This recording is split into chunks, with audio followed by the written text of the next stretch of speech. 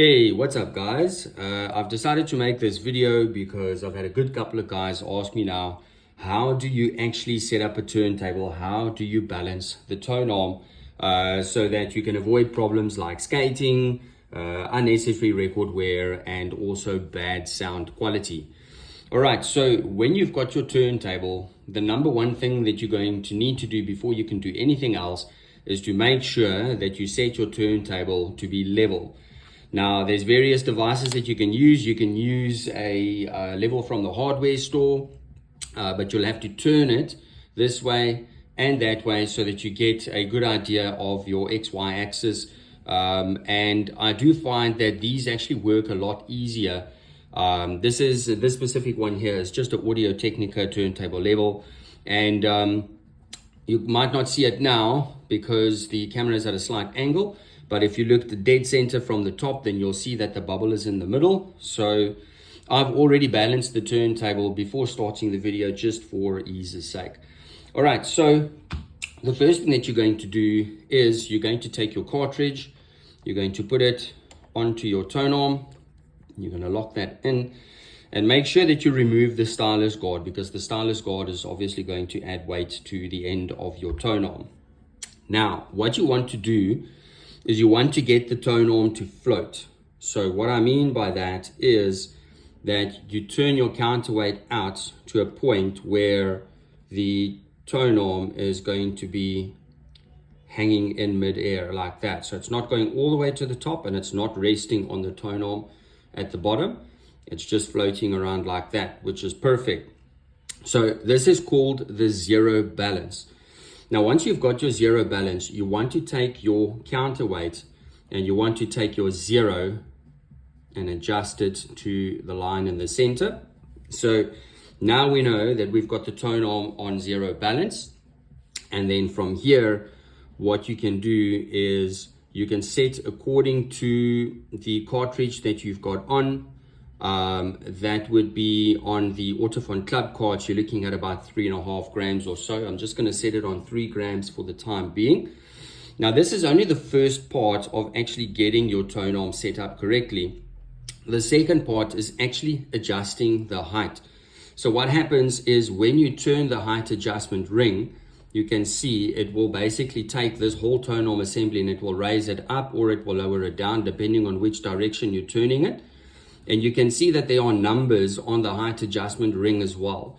So what those numbers mean is millimeters. So if I'm going to adjust the weight from, say, number 1 all the way to number 2, it means that here I have raised the level of the tone arm by 1 millimeter. Okay, so you're going to need a ruler, or you can look from the side of the turntable just to look at the tone arm and get an idea whether it is actually sitting at an angle or if it is level.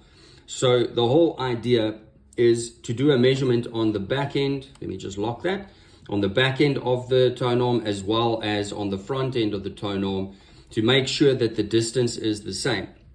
Now, the reason for that, and this is the easiest way for me to try and explain it, is, let me take this off so I can get my hand in there and you can see, is if you've got a record, that's your record surface. So if the back end of your tone arm is too high, it means that this is going to slope downwards on the end here. So your tone arm is not going to sit level. In an instance like that, your stylus is going to sit in the groove like that. Now, for the exact opposite, if your tone arm is lower at the back and higher in the front, it means that it's going to look something like that, sitting in the groove. So the whole idea is where your needle is here on the end and resting on the record, that it is 100% perpendicular, meaning that it's going to look like that. And that is exactly what you want. So using this setting over here means that you're not unnecessarily wearing your records. It also means that you are going to not have problems with anti-skating and that you're going to get good sound quality that's going to come out of the turntable. All right, so what will happen is when your cartridge is on, Right, let me take that down. Let's get a record on here. Here we go. And what you want to do is you want to take your turn arm, and there we go. Needle is on the record. Now this is the point where you're going to look from the side and you're going to make the necessary adjustments. You can't see it with the camera now, but if I look from the side, it looks a little bit high, so I bring that down 0.5 millimeter. And let's see, it looks more or less okay. Let me just check on one and see what that looks like. Cool, so you won't be able to see this now, but if I do a check on the back end from the plinth to the bottom of the tone arm is 28 millimeters, okay? And if I'm gonna do the same down here in the front, yeah, that's 27. So I do need to come down a little bit on this over here,